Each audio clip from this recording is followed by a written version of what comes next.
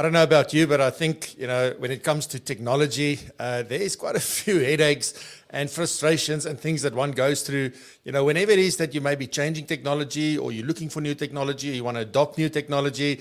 But unfortunately, we're in that sort of space of time, I would say, where we cannot do without technology. But having the right technology for what it is that you're trying to achieve is absolutely critical. And today, I'm going to share 5 top must-have technologies that you need in your business. And these are by no means all of the technology that you need, but definitely 5 of the must-haves. If you want to start somewhere, or if you want to sort of look at where you are currently and you want to sort of reassess and look if there's things that can make your business more efficient, then this is the episode for you. I'm going to get into that. And then there's a bonus one, a 6th sort of tech thing that I must share with you, because it is absolutely vital to bring all of these things together. So let's do it. This is Propulsion, the podcast for forward-thinking and driven and ambitious financial planning professionals. It is the catalyst to the exponential growth of your financial planning practice, your business, or your franchise. This is where professionals come in order to learn about the latest technology, to learn about best practice when it comes to running and managing their business, as well as marketing, sales, relationship building, the best and most valuable interviews with local and international guests, and a whole host of other things. Without any further ado, here is your host, Francois du Toit. Right, so I don't know, in my mind, always when I talk about these things, yes, it's for financial planners or financial planning practices, but this equally applies to any other kind of professional practice, or even small business, or even maybe larger businesses, because, if you have a business, it doesn't really matter what service you are providing or what you're selling. This is really the fundamentals that we need if you really run a proper business in 2022 and beyond, for that matter. So I think before we can get into a conversation around this, what we definitely need to do is to consider what are the prerequisites. If you want to look at technology, you want to implement new technology, or you want to adopt something, what are the prerequisites? And I think, I know from experience, because I've been involved with this over the last 20 whatever odd years, is that unless you know where you're going, you are going to implement the wrong technology, or you are going to implement technology that works, but not as well as it could be working for you, simply because you had no idea around where you're going with your business. What does it look like 5 years from now, 10 years from now? And for many of us, it's very difficult, I think, to sort of gather what that looks like, in 5 years' time. I surely couldn't 5 years ago tell you exactly this is where we're going to be. Many of the things that I wanted to do, we've achieved, but there's also loads of things that we didn't. And, there's things that then came about that I didn't foresee, and we sort of adjusted course, etc. So those are the kind of things that, yes, we don't know, but you at least need to know in which direction to go. So that's extremely important. And once you have that, so I'm just saying knowing where you're going, because it's a nice rhyme to it. But then once you have that and you have this clear vision of where you want to take your business, and this doesn't really matter whether you're just starting out, whether you've been in business for 20 years, 30 years, it doesn't matter, and anything in between. At any point in time, you need to be able to answer the question, where am I going? Where am I taking my business? Where do I want to go? And am I happy with the direction I'm going in at the moment? So there's obviously a lot of work that needs to take place there. But when you are clear on that and you know exactly what you want to do, then buy-in is absolutely critical. So your own buy-in, because sometimes you think, this is good, but I'm not a technology person. These things it scares me. It makes me uneasy. It makes me... I know I have to do it, but the buy-in isn't really there. And the buy-in starts with you as the owner of your practice. Specifically, if you have people that help you and assist you, so you have a team, etc. It's so important for you to have that buy-in and take the lead and an interest in what it is that you're about to do from a technology point of view. Then commitment. Commitment is absolutely critical. So buy-in and commitment is not the same thing. Commitment means that I'm going to see this through, come hell or high water. We will make this work. We will do the work. So that's what is really, really important. Then effort. Don't have an illusion that any piece of software, whether it's something you buy online or whether it's a bespoke solution that you're implementing and anything in between, there is effort involved to get it implemented. And then most importantly is to adopt that technology. Now, what does it mean to adopt technology? To adopt technology means that you actually take the time to learn it. You take the time to influence the people in your business to use that. You make it the standard. This is the way that we work. We're going to go through this pain together. But once that is over, just think about when you start exercising for the first time in 50 years, it's painful.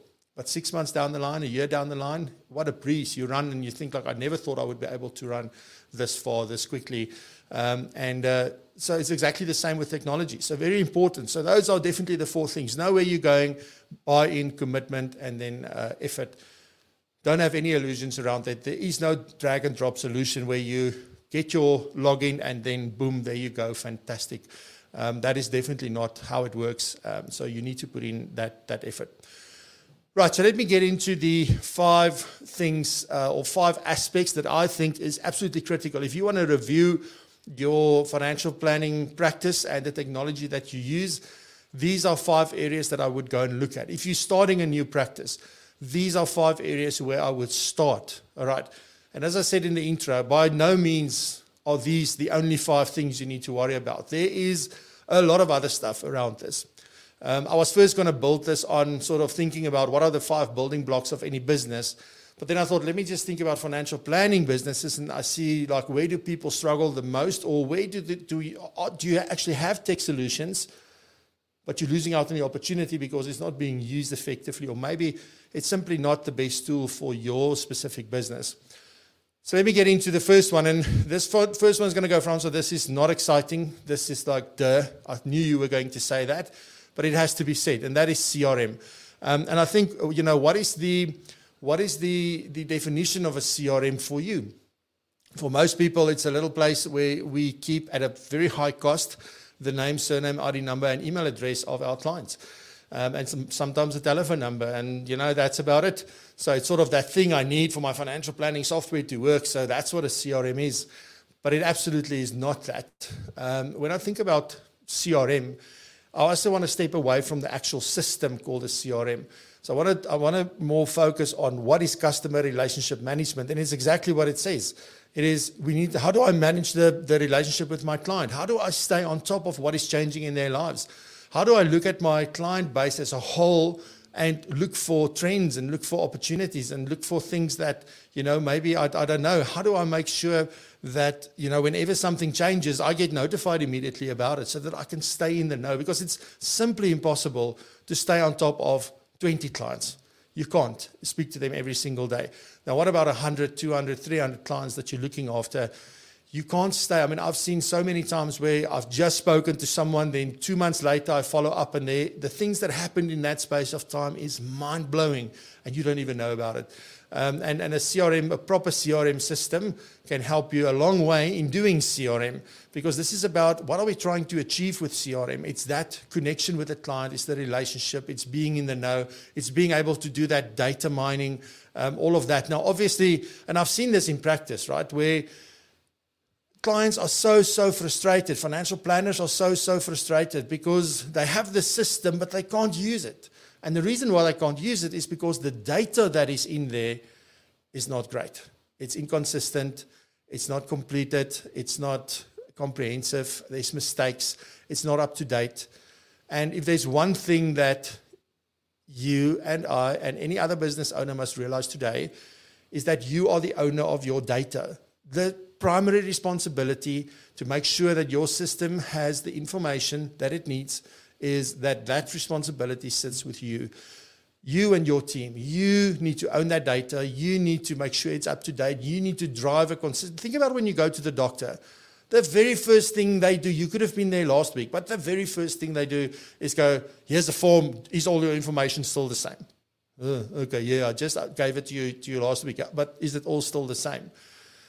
We need to get into that habit to make sure that we also are continuously asking for clients if their information is up to date. And then secondly, make it easy for them to update the information. What you don't want is to send them a form. They need to print it, fill it in, scan it back in, send it back to you, or having to come to your office to sort of update the information, etc., etc. So this is also where a proper CRM system can help you quite a lot, where they have the access to actually just go and update certain information that you control, that you know these are things they will know and that they are able to update, like not misspelling the email address and misspelling their surnames and et cetera, et cetera. I think the biggest challenge with that is people that are still putting in their names and surname all in small caps or all in large caps. So yeah, it's an ongoing battle.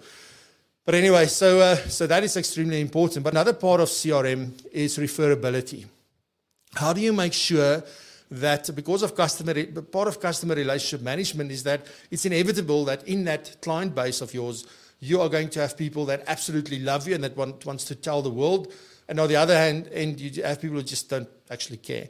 And that's fine. But for that portion of your client base who absolutely wants to tell the world about you, how do you ensure that the next person they refer you to has the same experience as the other person that another client is actually referring you to or just sharing your details with? How do you ensure that you show up consistently in the same way and you make that first impression that goes like, whoa, this is on a next level. I've never seen something like this. So how do you ensure that happens? Because, yes, you have your website. Yes, you have like all these other things. You probably have a business card. You have I don't know, like maybe you have a podcast, maybe you have a show like I do, maybe there's a lot of things. You have your LinkedIn profile with all your details on it and all of it. And then how do you make sure that the client gets what they need to? How do you probably have, maybe you have a YouTube channel where you have this welcome video but all these things are disjointed and it's just information all over the place. And to really keep that in one place doesn't always make sense. But what you do want is something that will be there to tell clients like, whoa, pick and choose what it is that you want to know. Pick and choose how you want to engage with me. This is how do you want to enter my domain? How do you want to enter my house? Do you want to come in the front door, the back door? Want to stay at the gate? What is it that you want to do? And things like that is extremely important. Now, obviously, for me, my tool of choice is Profile Me. So you all know it. I've said it before. And it's not just because Razan and I do a lot of things together. I myself started using this a long time before we started working together. So for me, that is an absolute gem of a tool. It's a digital profile application that looks phenomenal, and you can customize it to your needs. And it's not replacing any of your other things. It is just organizing things. It's like going to the mall. You go in the front entrance and there's all these shops, but I can choose where I want to go. I don't have to go into every single shop and talk to every single person. I can choose what I want to do, how I want to do it.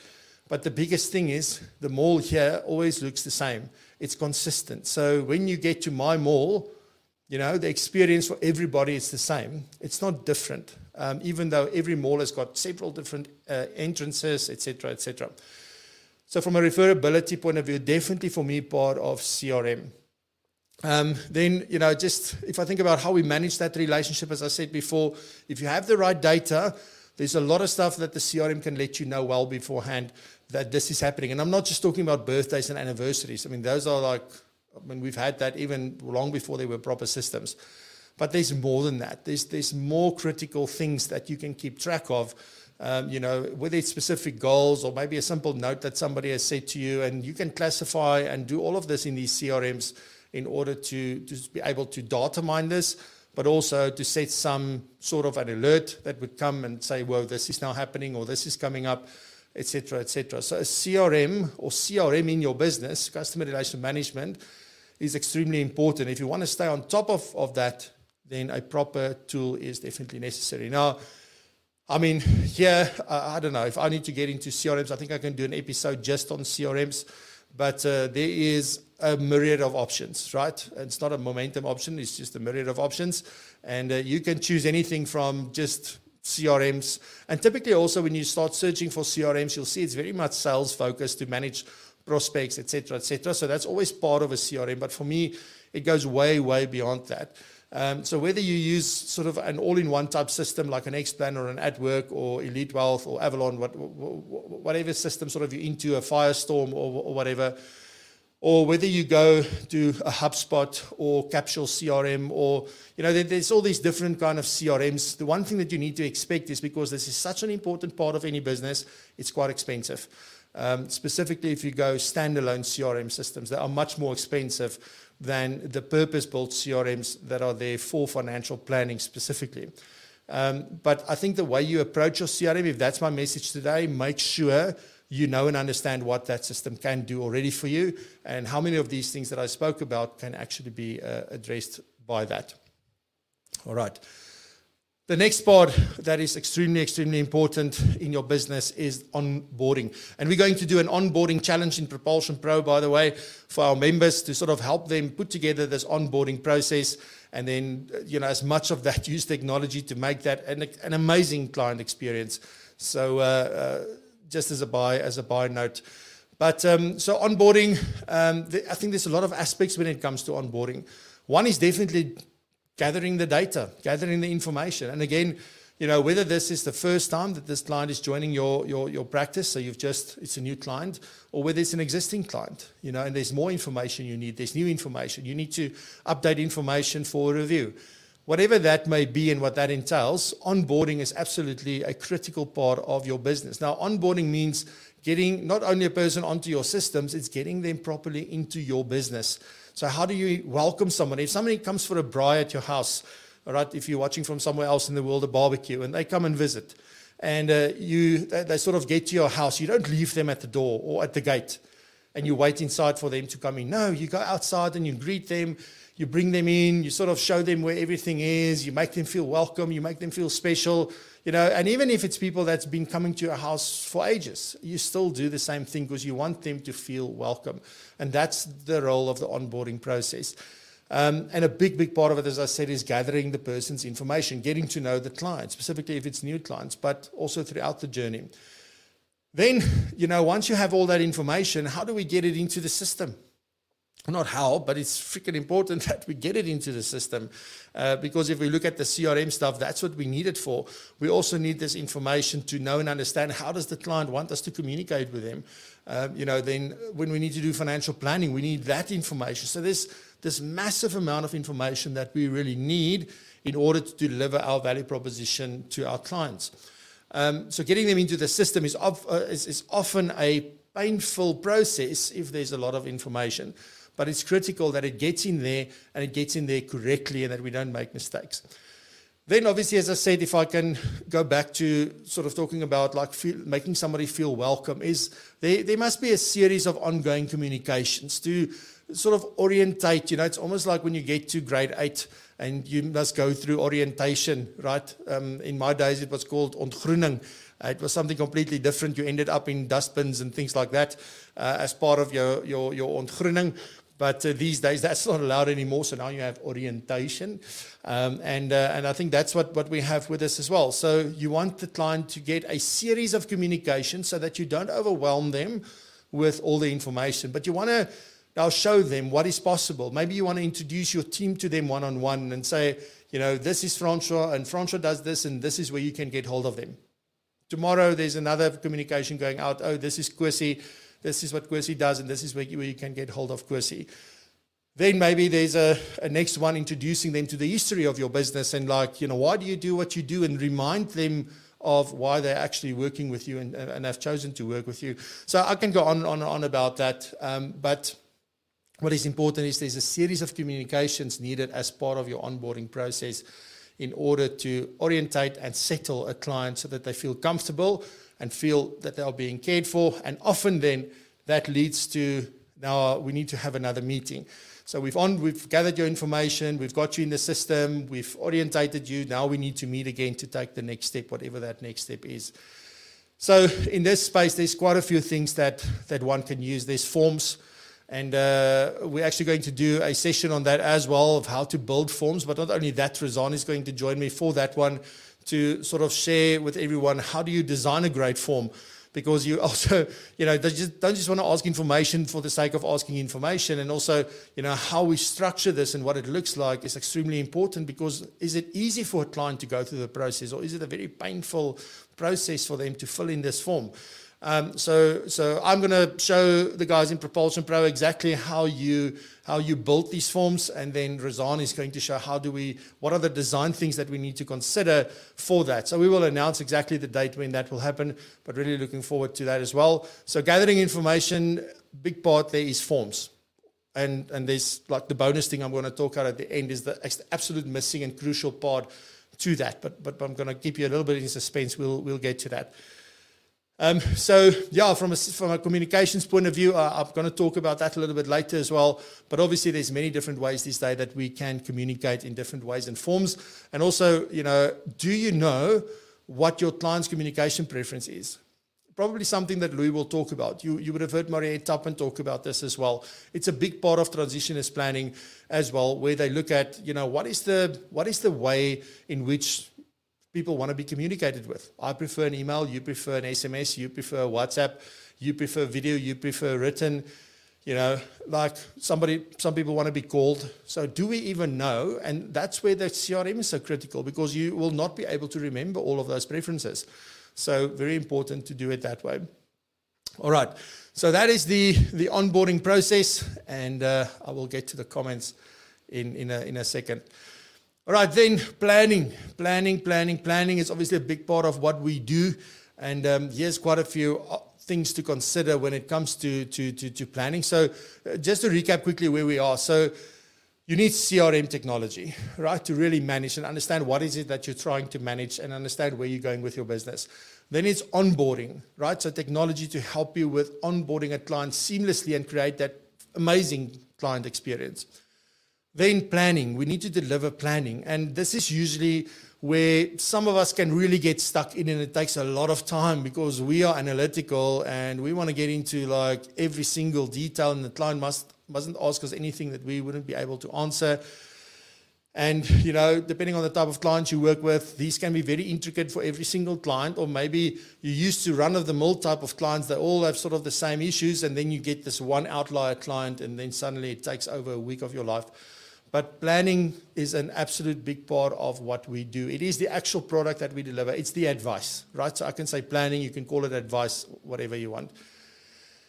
So the first one here is then, there's these different types of advice. Do you know and understand your financial planning process?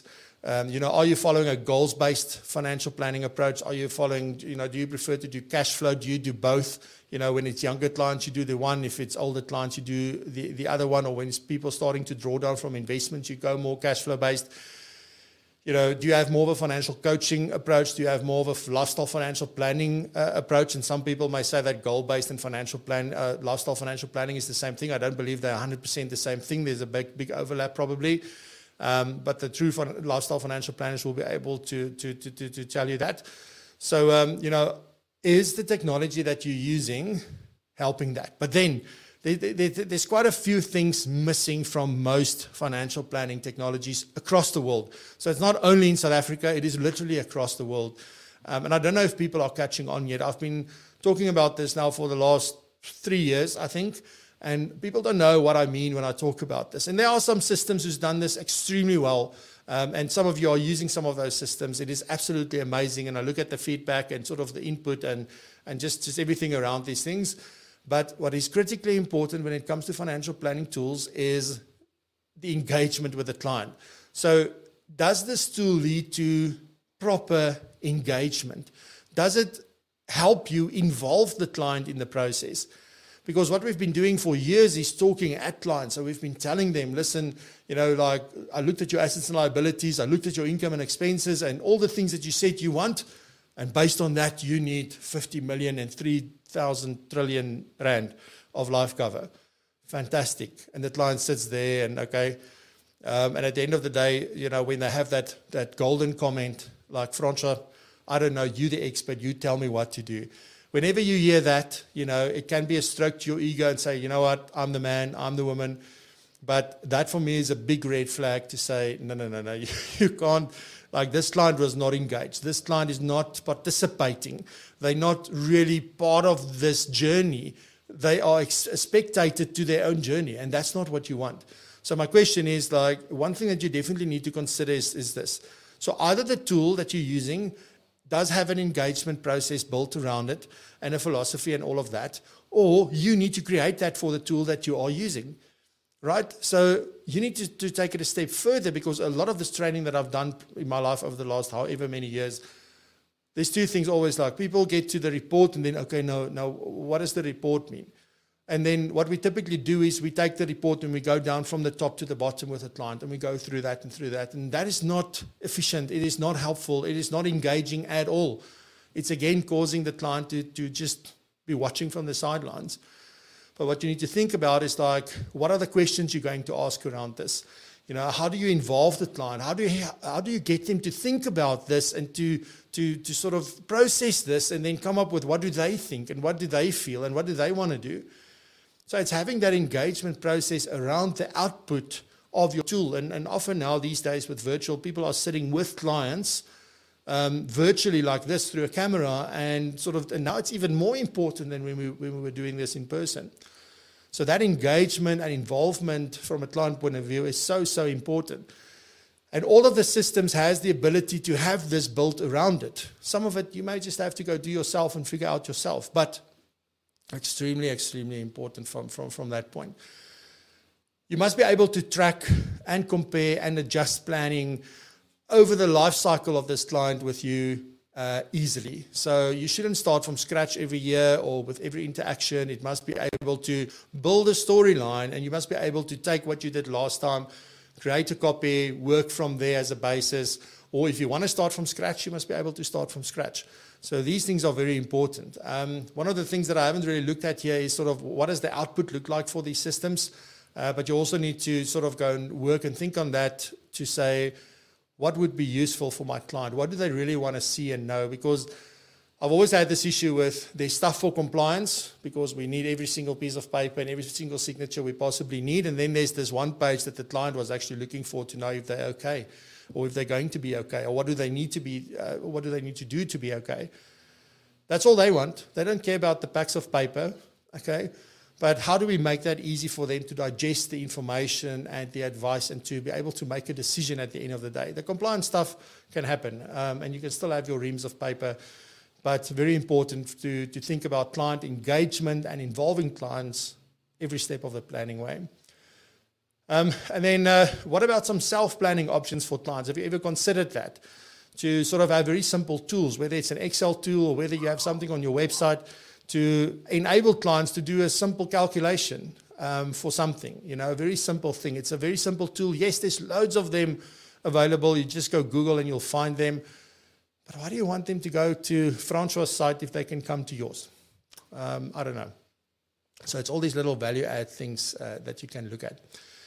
Righty, so that is planning the technology there. And again, guys, there's the traditional stuff. There's a lot of overseas stuff. So I'm not really going to get into that, into the detail. You know, you have fantastic planning tools here in South Africa that is really built for our market. There's a lot of international things that are sort of location independent and that you are able to use, maybe not to the same depth, you know, but there's often this debate around like how deep do you need to go with the client? I just said they don't need the reams of paper, so how much detail do we really need? But there's all these different options. The biggest thing here is understanding how you approach planning and finding a tool that actually helps that. And if you don't have a process, you don't have a plan, you feel like every single client is different, then you need to start looking at what's available and whether you can adopt one of those philosophies, because that will go a long way in helping you. All right. So let's see quickly. Yeah, there's quite a few comments here. Before I continue, we sort of 2/3 of the way through. All right, so CRM should be the engine of your financial planning business, says Louis. Absolutely, it is the core, and that's why I started with it. Mark, a house is only as solid as its foundation. Absolutely. Hello, Kobus Keen. So nice to see you. A Slice of Finance.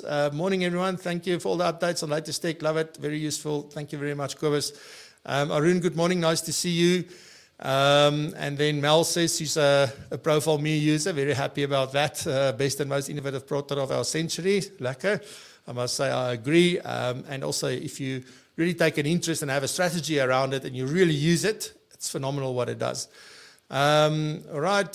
So I see there's a few questions. So let me just jump around. There goes Mel. She says, my CRM tool is like my Bible for my business. It runs my business. Absolutely. And there's one or two of the things that I'm going to talk about now that could be separate, or often it is also included in your CRM. And sometimes people don't even know it, but don't tell them. I'll tell you later. Okay. Yes, there goes Bells. It depends on who's visiting, whether you open the door or not. Very true. I hope you'll open the door when I come to Durban. Good morning, everyone. Rather late than never. Hello, Wilco. It's been a while. Very nice to see you. Hi, Neil Phillips. Nice to see you as well. That's amazing. Kevin says that he uses Jotform for designing and using many forms. Yes, there's some fantastic tools out there. Louis also says he loves Jotform as well. So great stuff. Neil says CRM is the heart of his business. And then, so we will definitely do that, Mel. There's quite a few of these things that we're looking at sharing and giving more information around and showing what it's actually possible. And that's what we want to do with that form session specifically. So HubSpot is what Kevin uses, now upgraded to the starter plan, because obviously a lot of these things, they do have a free options. You can try them out, but then very soon you either run out of capability or there's those capabilities you really need that's not in the free version, and then inevitably you will be upgrading, but it's so worth the investment in that. So, right, so let me continue before I run out of time with the next section, and the next section here is servicing. So obviously, it's great to onboard clients and to find clients and to know a lot of stuff about them and to be able to do planning, but we also need to be able to deliver a service. Now, there's quite a few things here. There's tasks and workflows and all sorts of things that are part of servicing, and these are really the heart of where your processes live. So if you have documented your processes, the thing you want to do is make sure that it gets into a system that can consistently and continuously run these processes. And why? Because the main aim is that we don't want to drop the ball. So very, very simple. Now, many of the purpose-built CRM systems, so if I say purpose-built, I'm talking about CRM systems built for financial planners in South Africa, but there's also other stuff outside, and Louis can probably share some of those, like Wealthbox, etc. Excuse me, but yeah, it is one of those things that often in these CRMs, you have the ability to create and track tasks. You can have one task that triggers another task. And that's usually where workflows come in. So you can connect a series of tasks that is needed to complete a specific instruction or a specific thing. And you can have it in there so that when you get a new person joining your team, if they can read, then fantastic. You just say, there's the system, show them where to go, where to click, make sure they have access to the system. And as long as they can read, they can follow the process. So not hard. They can ask the questions around things that they don't know and understand. So this is very important. But I think also another extremely important part around servicing and having a workflow task type of system is that you can automatically, or like I like to say, automagically, keep the client up to speed throughout the process, so that it's not I need to send Francois an update. The system can just automatically do that. Every time something changes, it can send the latest information automatically to the client. Now, obviously, that goes with training your team and understanding that whatever notes you make, that is what's going to go to the client. And or you can have templates set up that would, if it reaches a certain stage, there's a specific email that gets sent so that as it moves through stages, it updates the client. Or you could have it where that actually every single time something is added to a task, a comment or feedback or a change or whatever, that it then sends an update as well. So it depends on what level. I mean, like at least updating with stages and where you are, and specifically if there's certain SLAs in place, that you make sure that you communicate those and update a client as you go. Saves a lot of time when you don't have to do that manually. So very, very important. And then also what this brings is a lot of rich data. So you can actually analyze this information to see what is keeping your staff busy, what is keeping you busy from a servicing perspective. Because remember, servicing is sort of a big part around maintenance, and yes, also for future business and future growth. But servicing is more to do with retaining your client, keeping your client happy, making sure they keep the trust that they've built in you. So it's just one of those necessary things that we have to do, and any business has to do that. But it's so important that, when you look at that information, to say, where can I be more efficient? We get the same thing over and over and over again. Why is that happening? Can I change the process? Is it something that I never talk to my clients about, but everybody asks about it or everybody needs it? Maybe you identify a new service that you can offer. Maybe, there's all these things that when you have this data that you can really come up with. But to do that, you need a proper system. And also, it's quite important that things tend to sort of talk to one another, and that also you don't have to retype or rekey information all the time.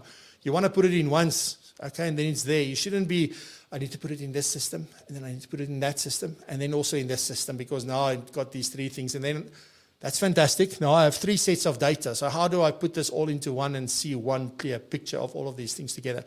So, so definitely something to consider from that point as well. Then a massive part for any financial planning practice is communication. This is absolutely critical. And again, as I said earlier, do you know what your client's communication preferences are? And that's quite important. So conversation is important. You want to have a conversation. This isn't about pushing information to your client. It's about entering into a conversation. It must be able to be back and forth. And it doesn't have to be in real time. It can be asynchronously, is my big English word for today. So it could be that you are saying something and then 3 hours later the client responds, and then 2 hours later you respond. So it's not happening in real time, but it is an ongoing conversation back and forth, back and forth. And it's through a means that works for you and that works for your client. And it's up to us to provide clients with different avenues to actually be able to communicate with us.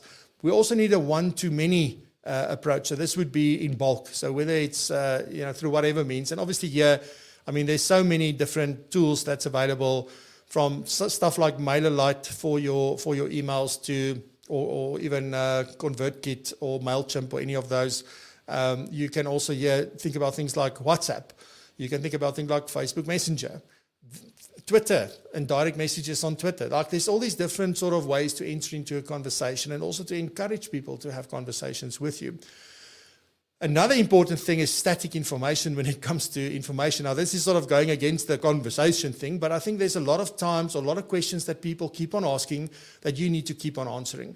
So why not create like a frequently asked questions on your website, and you can rather send them a link to go and say, look, we address this and more at this link, go and have a look.